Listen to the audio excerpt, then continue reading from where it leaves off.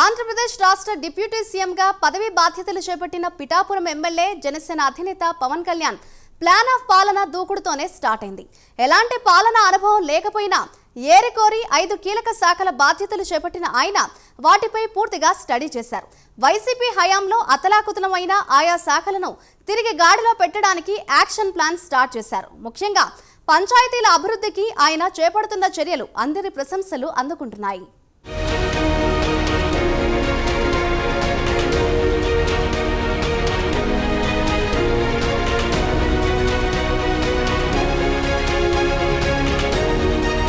మొదటిసారి ఎమ్మెల్యేగా గెలిచి 5 ముఖ్యమైన శాఖలకు మంత్రిగా బాధ్యతలు చేపట్టిన పవన్ కళ్యాణ్ ఏపీ అభివృద్ధికి తనదైన స్టైల్లో ప్రణాళిక సిద్ధం చేసుకుంటున్నారు. హోమ్, ఫైనాన్స్, భారీ పరిశ్రమలు, రెవెన్యూ, భారీ జలవనరుల లాంటి శాఖలు కాకుండా సామాన్యుల దృష్టిలో అప్రాధాన్య శాఖలుగా చెప్పుకునే పంచాయతీరాజ్, గ్రామీణాభివృద్ధి, గ్రామీణ నీటి సరఫరా, పర్యావరణం, అటవీ, శాస్త్ర సాంకేతిక శాఖలను తీసుకున్న పవన్ కళ్యాణ్ తన శాఖలను పరుగులు పెట్టిస్తున్నారు. ముఖ్యంగా పంచాయతీరాజ్లో పూర్తి ప్రక్షాళనకు పవన్ పూనుకున్నట్టు తెలుస్తోంది. తాజాగా మంగళగిరిలోని ఆయన ప్రైవేటు క్యాంపు కార్యాలయంలో చేపట్టిన విలేకరుల సమావేశంలో రాష్ట్రంలోని పంచాయతీల అభివృద్ధికి సంబంధించిన కీలక నిర్ణయాలను ప్రకటించారు.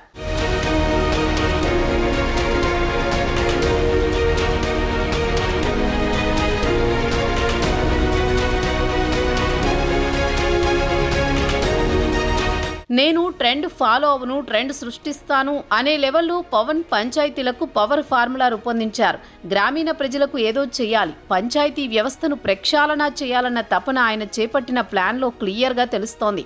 గ్రామీణ నేపథ్యం ఉన్న కీలక శాఖలతో వ్యూహాత్మకమైన అభివృద్ధి పంథాను పవన్ ప్రకటించారు. దేశంలో ఎన్నడూ లేని విధంగా 13,326 పంచాయతీల్లో 87 విభాగాల పనులు పూర్తి చేసేలా 57 లక్షల మందికి పని కల్పించేలా గ్రామ సభలు నిర్వహిస్తున్నారు. ఆగస్టు 23వ తేదీన దేశంలో ఎన్నడూ లేనట్టుగా పంచాయతీరాజ్, గ్రామీణాభివృద్ధి శాఖల సంయుక్త ఆధ్వర్యంలో గ్రామీణ ఉపాధి హామీ పథకంలో గ్రామాల్లో చేయాల్సిన పనులపై చర్చించేందుకు మొత్తం 13,326 గ్రామ పంచాయతీల్లో గ్రామ సభలను నిర్వహిస్తున్నారు.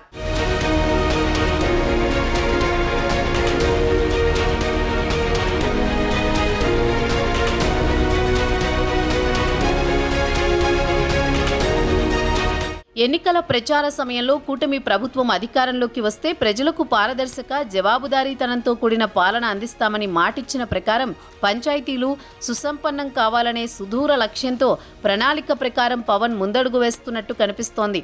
ఇందులో భాగంగా గ్రామాల్లో ఉపాధి హామీ పథకం ద్వారా చేపట్టాల్సిన అభివృద్ధి పనులపై ఆయా గ్రామ పంచాయతీల్లో ప్రజలంతా కలిసి తీర్మానాలు చేయనున్నారు.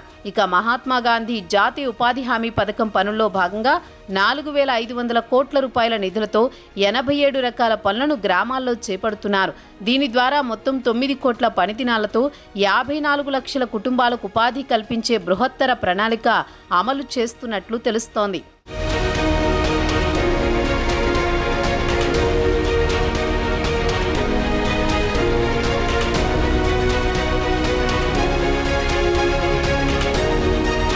ఇక దేశంలోనే పంచాయతీ వ్యవస్థను మొదలుపెట్టిన రెండో రాష్ట్రంగా ఆంధ్రప్రదేశ్ నిలిచిందని పవన్ వెల్లడించారు.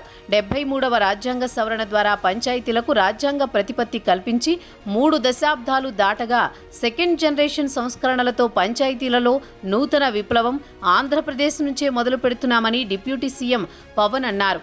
దీనికి మొదటి అడుగుగా గత 3 దశాబ్దాలుగా జాతీయ పండుగల నిర్వహణ కోసం మైనర్ పంచాయతీలకు 100, మేజర్ పంచాయతీలకు 250 రూపాయలు ఇవ్వగా ఇప్పుడు తీసుకొచ్చిన పంచాయతీ సంస్కరణలో భాగంగా మైనర్ పంచాయతీలకు 10,000, మేజర్ పంచాయతీలకు 25,000 నిధులను పెంచారు పవన్ కళ్యాణ్.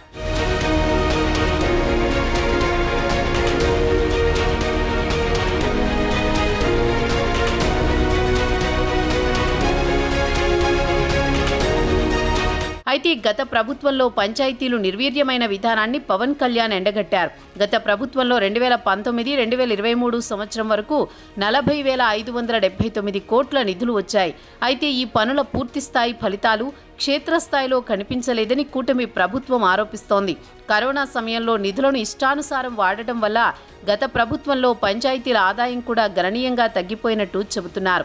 2014 నుంచి 19 వరకు రాష్ట్ర వ్యాప్తంగా పంచాయతీల ఆదాయం 240 కోట్లు ఉంటే 2019 నుంచి 23 సంవత్సరాల కాలంలో ఆ ఆదాయం గణనీయంగా తగ్గి కేవలం 170 కోట్లే వచ్చింది. దీన్ని బట్టి క్షేత్రస్థాయిలో పంచాయతీల ఆదాయం తగ్గిపోవడానికి గత ప్రభుత్వ విధానాలే కారణమని పవన్ కళ్యాణ్ అన్నారు. అయితే కూటమి ప్రభుత్వం పంచాయతీలు వాటి కాళ్ల మీద అవే నిలబడి స్వయం సమృద్ధి సాధించేలా తయారు చేయాలనే పట్టుదలతో ఉన్నట్టు పవన్ వ్యాఖ్యల ద్వారా తెలుస్తోంది.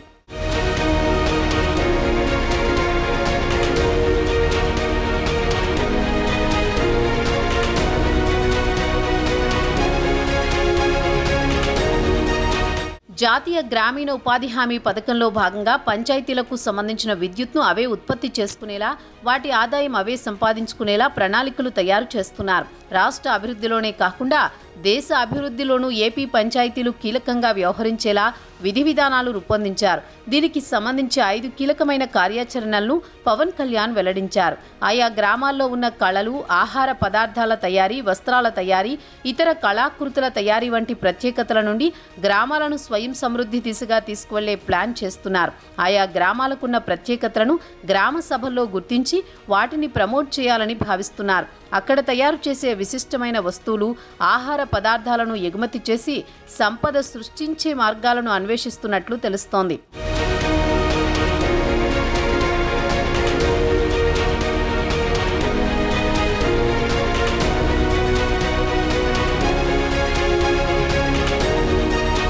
ఇక స్థానిక సంస్థలకు ఊతమిచ్చే దిశగా ఇటీవల 1452 కోట్ల రూపాయల నిధులను మంత్రి పవన్ కళ్యాణ్ విడుదల చేశారు.